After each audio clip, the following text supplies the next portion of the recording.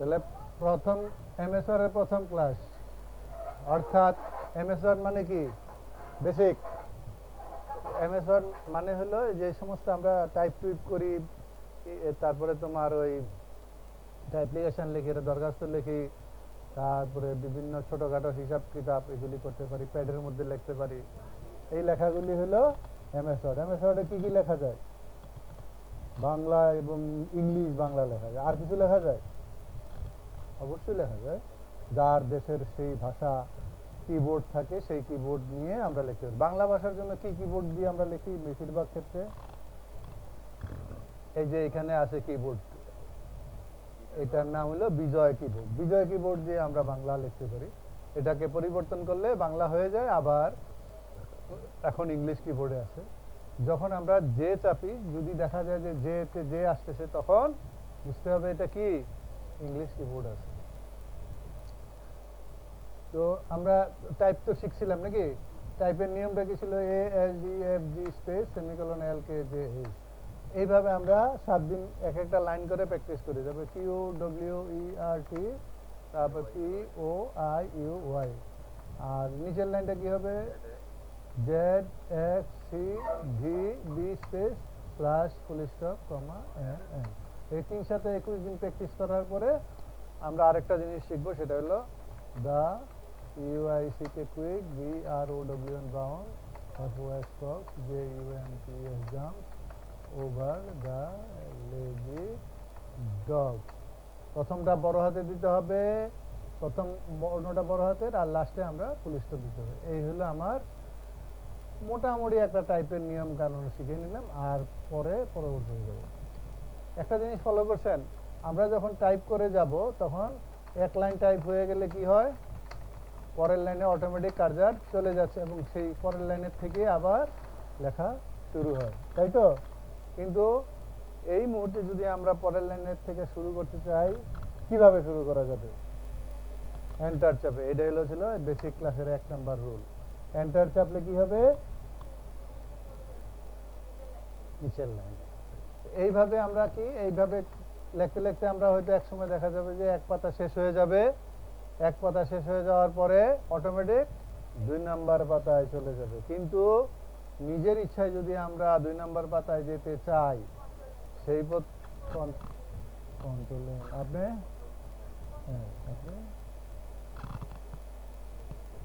Control enter দিতে হবে, তাহলে 2 নাম্বার পাতা তৈরি হবে, কার্সার চলে যাবে। ভুলে গেছি আমরা, এন বলছিলেন এই, তাহলে আমার কান পর্যন্ত আসে নাই। আচ্ছা, তাহলে এইভাবে আমরা পাতা বানাইতে পারি কয়টা? অনেক পাতা বানাইতে পারি। এইখানে ভালো করে তাকায়া দেখেন, কি দেখবেন? 2টা জিনিস আছে। কোথায়? সেইটা হলো এইখানে দেখেন ভালো করে তাকায়া। এইখানে কি আছে? 12 নাকি? আবার এখানে কি আছে? 12। দুইটা জিনিস প্রকাশ করে। কি করে? এটা করে টোটাল পেজ নাম্বার হলো দ্বিতীয়টা, আর 12 নাম্বার পেজে আছি, এটা হলো দ্বিতীয়টা দিয়ে বোঝা যাচ্ছে। এখন আমরা যদি উপরের দিকে যেতে চাই, অর্থাৎ কম পেজের দিকে যেতে চাই, তখন কন্ট্রোল পেজ আপ, এইভাবে একটা করে চাপবো, আর একটা করে কমে যাবে। এখন কত আসছে? হ্যাঁ, কত নাম্বার পেজ আসছে এখন? এই যে দেখেন, তাকায় দেখেন, এখন এখানে আসছে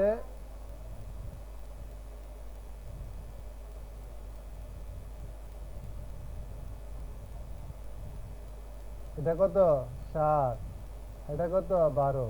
তার মানে আমরা এখন 12 টোটাল পেজে 7 নম্বরে আছি। আস্তে আস্তে আমরা উপরের দিকে উঠে গেছি। এবার আবার নিচের দিকে যাওয়ার জন্য কন্ট্রোল পেজ ডাউন দিয়ে দিয়ে আমরা নিচের দিকে যেতে পারবো। আর কন্ট্রোল হোম চাপলে কি হবে? সবাই শুরু, কন্ট্রোল এন সবাই শেষ। এই হলো আমাদের বেসিক। শুরুতে চলে যাবে সবার, আর কন্ট্রোল এন দিলে সবার শেষে চলে যাবে। আচ্ছা, এখন আমরা শিখবো এই যে ফাইলগুলি আমরা কাজ করতেছি, এই ফাইলগুলি কিভাবে কম্পিউটারে সেভ দিয়ে রাখতে হয়। কিভাবে রাখতে হয়? কন্ট্রোল এস দিব, তারপরে কি করব? ফাইলের নাম দেব না? প্লাস 1 নাম দিলাম, দিয়ে এখন আমরা সেভ করে দিলাম। তাহলে আমাদের এই ফাইলটা কি নামে সেভ হয়ে গেল? এইখানে যেটা শো করবে +1, এইভাবে আমরা সেভ করে ফেলতে পারি।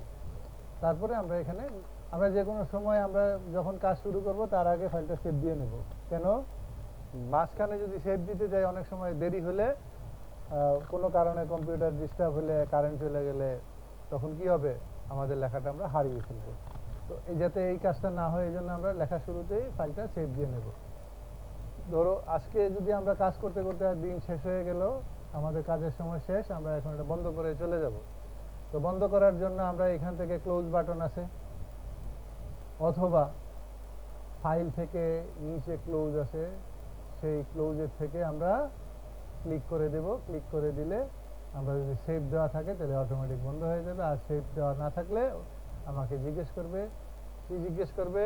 ইয়েস নো জিজ্ঞেস করবে। যেমন এটা যদি আমরা ক্লোজ দিতে যাই তখন আমাকে জিজ্ঞেস করবে ক্লোজ, তখন সে জিজ্ঞেস করবে এটা কি সেভ দিবে না দিবেন না। আমরা ইম্পর্টেন্ট কাজ হলে সেভ দেব, না হলে নো করে দেব। তাহলে সেভ শিখলাম, ক্লোজ শিখলাম। তাহলে এখন প্রশ্ন আসে পরের দিন আসলে আমরা কিভাবে আমাদের সেই সেভ করা ফাইলটা ওপেন করতে পারি। কে পারেন?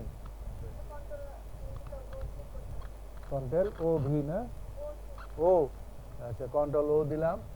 এখন আমরা এই যে এই ব্রাউজ করলে আমরা দেখতে পাবো +1 নামে একটা ফাইল আছে।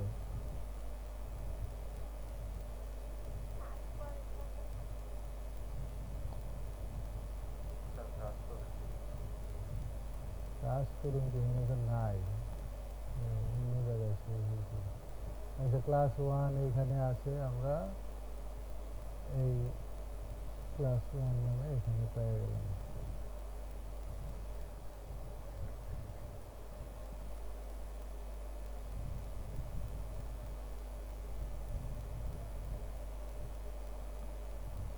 ওটা দূরবর্তী স্থানে, এখান থেকে আমরা পরে +1 ক্লিক করে দিয়ে ওপেন করে নিয়ে আসবো এখান থেকে। তাহলে এই হলো আমাদের ফাইল সেভ করা ফাইলকে ওপেন করার সিস্টেম। কন্ট্রোল ও চাপবো, এখান থেকে আমাদের যে ফাইলটা প্রয়োজন হয় সেই ফাইলটা, যেমন এখানে +1 আছে, এটা সিলেক্ট করে দিয়ে এখান থেকে ওপেন ক্লিক করলে এটা ওপেন হয়ে যাবে। তাহলে হলো আমাদের সেভ হলো, ক্লোজ হলো, ওপেন হলো। এখন আমরা যেটা চাই সেটা হলো কি নিউ ডকুমেন্ট করব। সব কাজ তো আর এক ফাইলে হয় না, বিভিন্ন ফাইলে কাজ করতে হয়। এখন এটার চেয়ে ভিন্ন একটা ফাইল আনতে গেলে নিউ ডকুমেন্ট, কন্ট্রোল এন দিয়ে আমরা নিউ ডকুমেন্ট নিয়ে আসবো। এই কয়টা জিনিস আমরা যেটা শিখলাম সেই জিনিসগুলি সংক্ষেপে আমরা একটু নজর দেখি কোথায় কি আমরা করলাম, শিখলাম।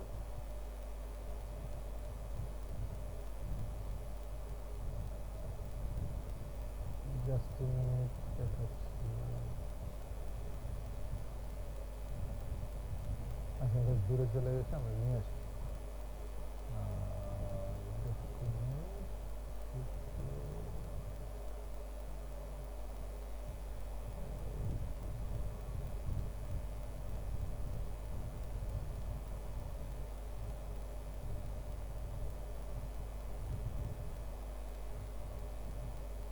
আমরা এই যে বেসিক এমএস ওয়ার্ড আমরা যেটা শিখছিলাম আজকে রিভিউ দিলাম, সেটা হলো এখান থেকে এন্টার দিলে আমরা লাইন তৈরি করতে পারি।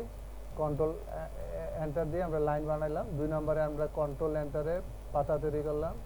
কন্ট্রোল পেজ আপ দিলে এক পাতা উপরে, কন্ট্রোল পেজ ডাউন দিলে এক পাতা নিচে, কন্ট্রোল হোম ডকুমেন্টের টপে চলে যাব, আর কন্ট্রোল ইন ডকুমেন্টের শেষ।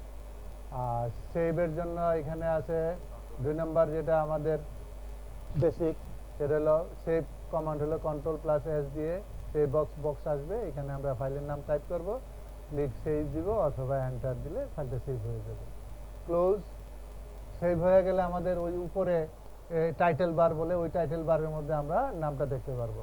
ক্লোজ, এখান থেকে এক্স মানে ক্রস, মানে এই ক্রসে ক্লিক করলে, অথবা অপশান আছে এখানে, ফাইল আছে, অপশান বা ফাইল, এই ফাইলের ভিতর থেকে আমরা ক্লোজ এখান থেকে আমরা নিয়ে নিব, তারপরে ইয়েস নো আসলে আমরা সেই অনুযায়ী দিব। আর ওপেন করার জন্য কন্ট্রোল ও, ফাইলটা সিলেক্ট করব, তারপরে ক্লিক ওপেন, বন্ধ হয়ে যাবে। New document, control N. এই হলো আমাদের এমএস ওয়ার্ডের এই বেসিক যদি আমরা শিখি তাহলে আমাদের কাজ কি আমরা দ্রুত করতে পারবো। আর যদি আমরা এই বেসিকগুলি না জানা থাকে তাহলে কাজ শিখেও আমরা দ্রুত কাজ করতে পারবো না। বেসিক নাম্বার 1 আর ওটা হলো বেসিক নাম্বার 2। তাহলে ঠিক আছে।